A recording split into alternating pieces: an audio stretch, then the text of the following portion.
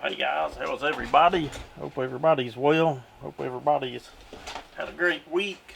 If you'll remember, we tore down a couple of 066 mags.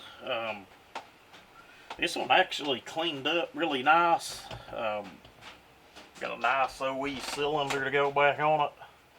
It cleaned up real nice inside. I cleaned the carbon out of the exhaust port.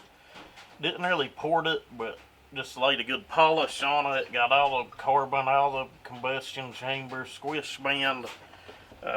Just cleaned the base up. It's not been, it honestly looks like it's been machined, but it's not. I merely just sanded all the carbon away in the band, and that's what it's going to look like when everything's good and clean and ready to go back on. I've got a new wrist pin bearing to go in it. That's the first thing I'm going to do is we're going to oil that up. And you should do that. You shouldn't put them together dry, but if you prime the saws the way that I do usually on a new build, you probably could put it in dry anyway, I guess. But I've done it and made sure everything was good and clean. And this is going back with a base gasket. On these saws, you do have to put the base gasket down before the cylinder. Mainly the way the gasket's made, it's kind of squared off here on the sides, and it just won't clear the piston bringing it back up. They are metal shimmed gasket. I think they're like 1 millimeter. Someone can correct me on that if I'm wrong. I know they're every bit of about a 30 thousandths compressed. And honestly, on some of these, you can't just pull the base gasket without either cutting some off the top of the piston or cutting some out of the squish band. I think the last one I done before I had the lathe, I just took my squish off the bottom of the base and put a gasket back on it. I think that's Saw Justin Weaver has. It's not the last one I done, but the last OE one I done. I've got one here myself. I've got an 064. The 064 was a complete OE rebuild. It was not cheap to do. Minus a meteor piston, I did kind of cheap a little on the piston. Mainly because I could not get a hold of a new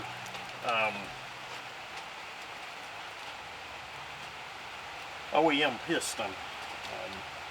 If I go to rambling on in this video, I do apologize. First thing we're going to do is get the circlips in this piston. I always like to put the one on the back side, that way you're not fooling with having to put them both on. We didn't order anything crazy here, it's just a plain old highway piston.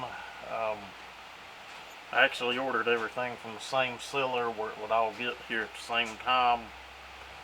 Generally, I would have ordered one from the Duke, but all he had was a pop-up, and we're just doing a stock rebuild on this. I think what I'm going to do is I'm going to fight with these clips off camera. You're not going to be able to see it anyway, unless I've zoomed you way in on it, but then again, my big hands would probably block a lot of the view. So once I get the piston mounted, and like I said, what I like to do, I'll put that back clip in first, put the piston and pin on, and then put the front clip on, and it's a done deal from there. Okay guys, third clip in.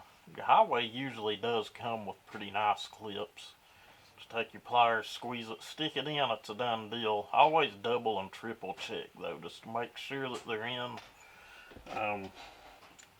You can get fooled sometimes and maybe have one little corner sticking out. I've had that happen. You'll think it clipped right in, and when you inspect it, it didn't. We don't want to drop it, that's for sure. I almost did.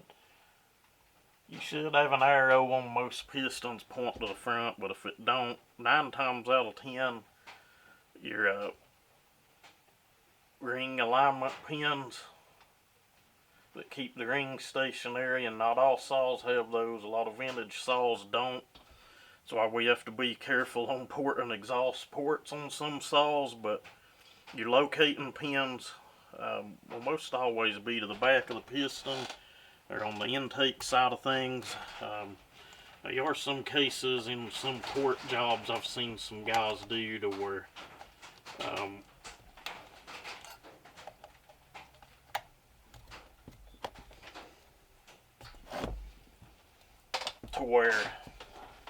you have to spin the piston around due to clearance issues. See if we can get that pin pushed on through. I usually keep old wrist pins laying in my drawer here. There we go, she pushed on in now. And I like to take those old wrist pins once I've got them clips in. Just give it a little push. A lot of the times if they ain't snapped in, you can take that pin and push them, they'll snap on in if that makes sense to you at all. Just a little tip on that.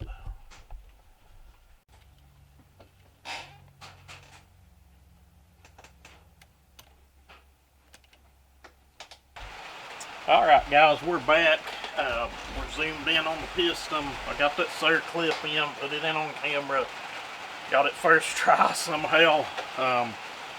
Those with the double ears, you can use the pliers on. They're generally pretty easy to put in. I've gotten some of them that are really tough. Just depends on what they're made out of, but we're going to put our rings in. Generally, when you have locating pins, the ring is going to be beveled on one side. There, you can see it. You want that bevel up. Always. We'll start with the lower ring. What I like to do, I'll fish one side of it all the way down into that bottom ring groove. It's up to you on how you want to do it, and then just work it slowly around till you get it in. Then get it lined up against your locating pin, and she's a done deal. Your other side, same deal. Got her bevel.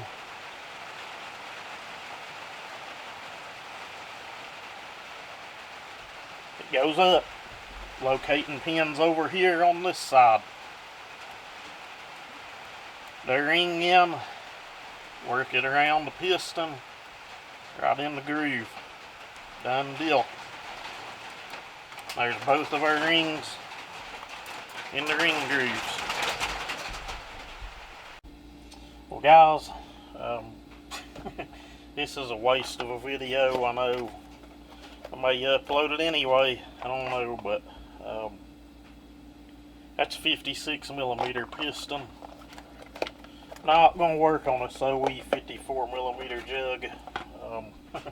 We got sent the wrong piston. It happens. I've had it happen before. It's just going to set us back a few days. What I'll do is just go ahead and order another piston and, you know, worry about that another day. But that's just to show not everything always goes right. Shit happens.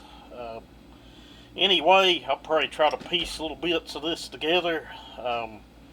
You know, it'll still be helpful to someone to know how to put a piston on and rings and circlips.